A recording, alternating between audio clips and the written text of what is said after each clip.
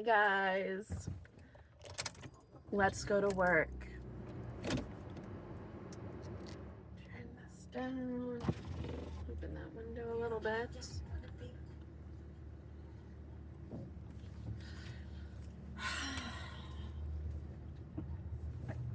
I need a vacation, y'all. I really do. I had a really good night's sleep. I did. I'm so grateful for that. I needed it. I feel like I can continue to, live on. Oh, usually that light is green. Okay. Can I back up?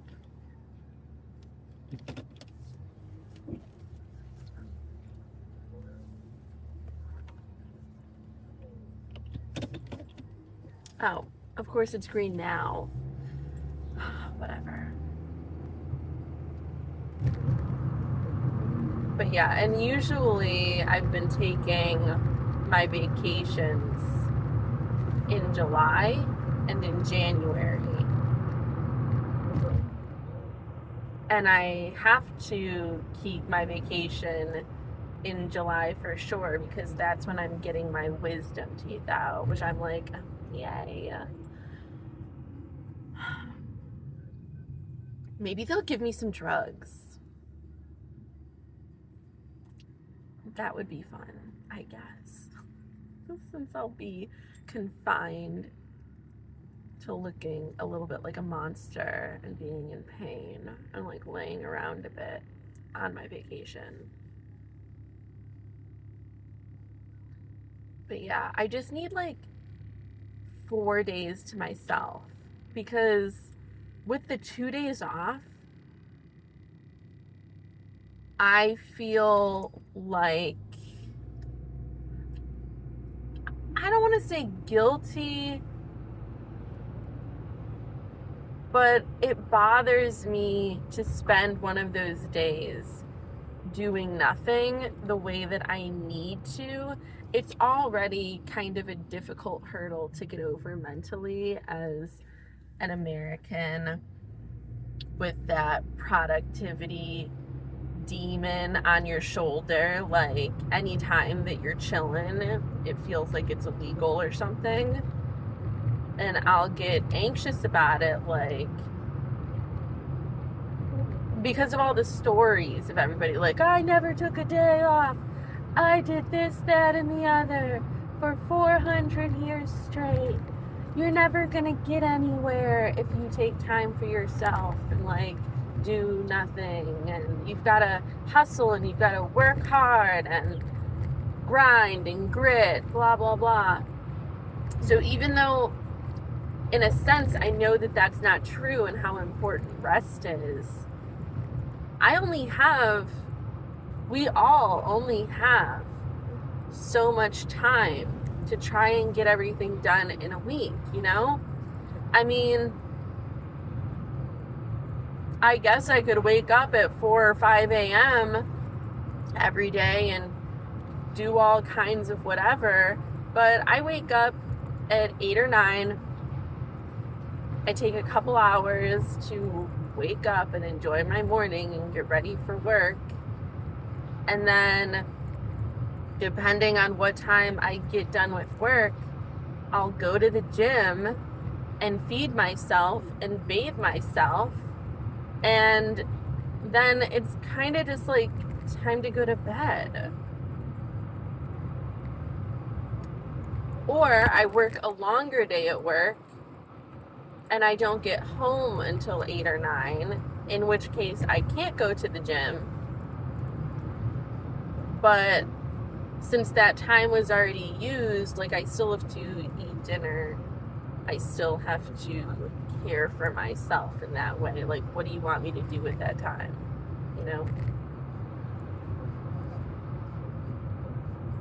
So then when it comes to my days off, I need to go grocery shopping. I need to take care of errands. I need to do other kinds of maintenance in my life. I need to try to insert some social time there. I need to do whatever makes sense for that week.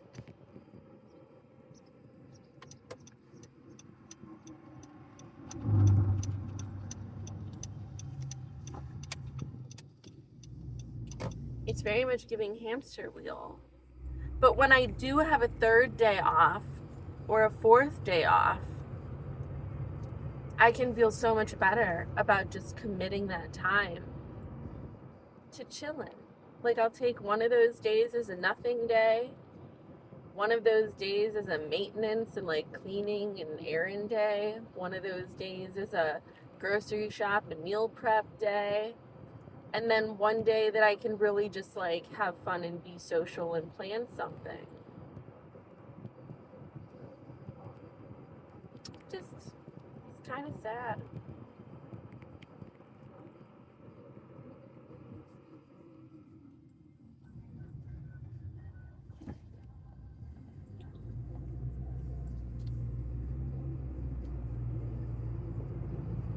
And the thing is, I do feel like I'm my best self when I'm going to work and when I have these structures to my days. Like, I love it.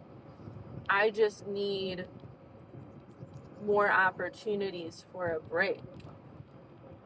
Like, I like this schedule for a month, 2 months at a time. And then I really just need those 4 days off. So, I mean, you know what? That's fair and reasonable and doable, actually. And I'm gonna see if it'll let me put it in my vacation time yet.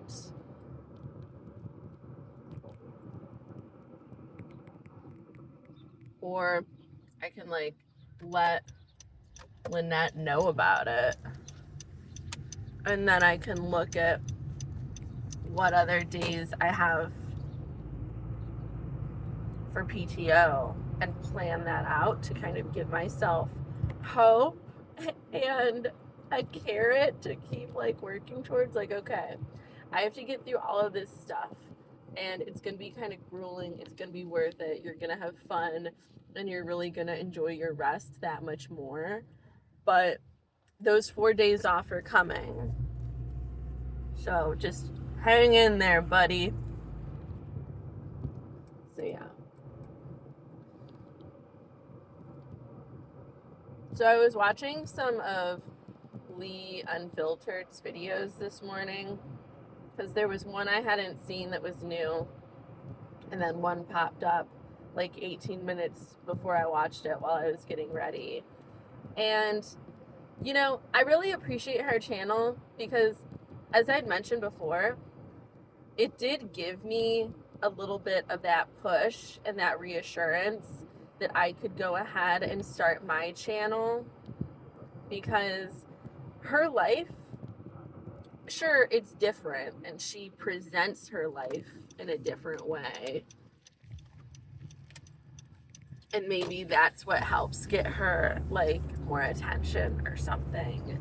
But I'm just a lady doing daily vlogs. We're like the same age. She might be, I think she's a year younger than me. She's just going grocery shopping. She's just like, she's in beauty school right now. I already finished beauty school, but I have a beauty career, which is going well, I think. Considering I'm 2 years in it.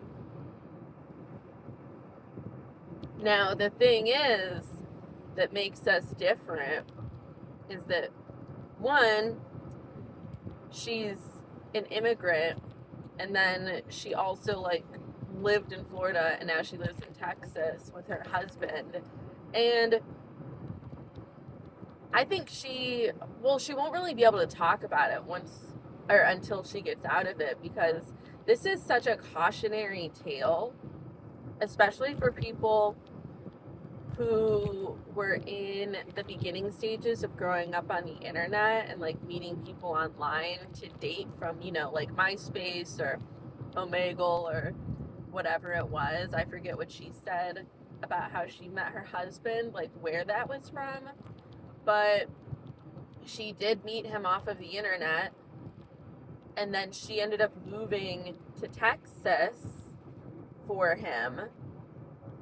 and has been kept away from her family out of, financial strain.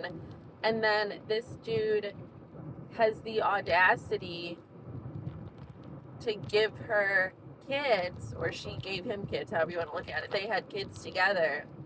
And this man, the entire time that I have been watching them, has only had a job for one paycheck.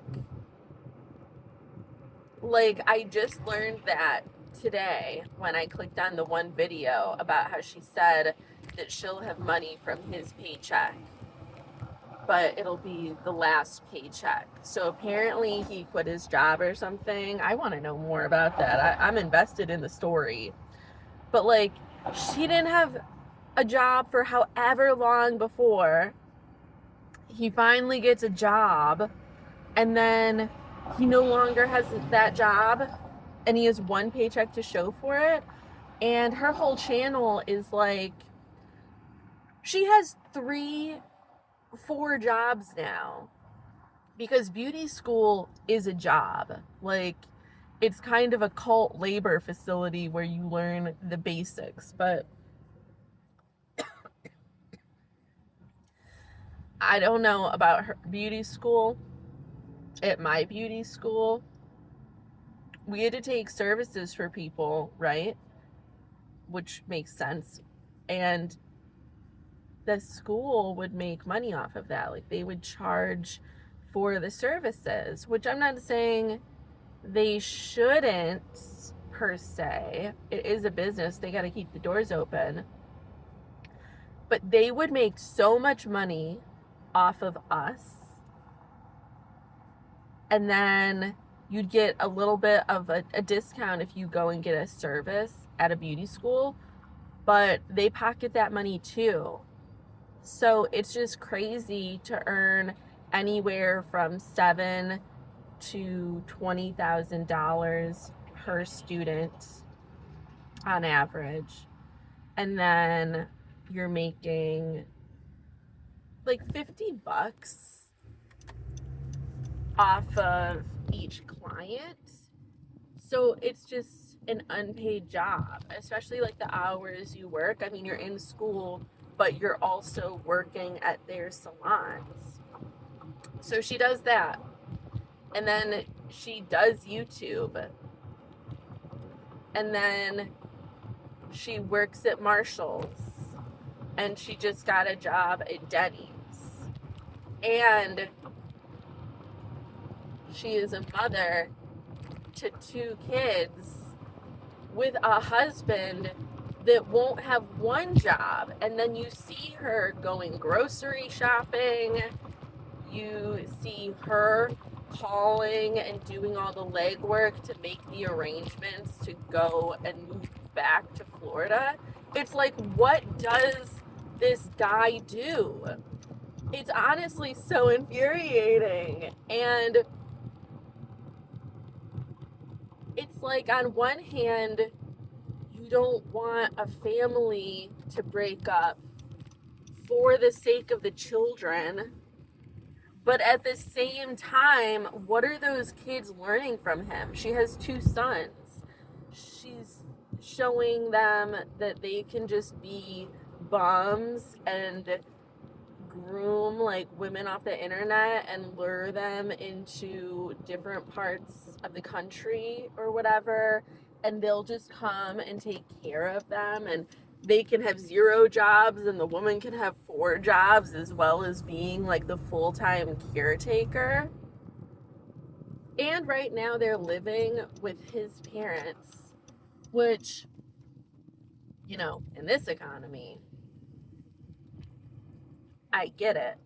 And it's also not a crime to have multi-generational homes. But it is crazy and sad and disgusting and infuriating that they are living in his family's home while he has no job. They have 2 kids. And she has 4 jobs. Like, what the fuck? Girl, you need to wake up because you have been absolutely hustled by this man, and it makes me sick.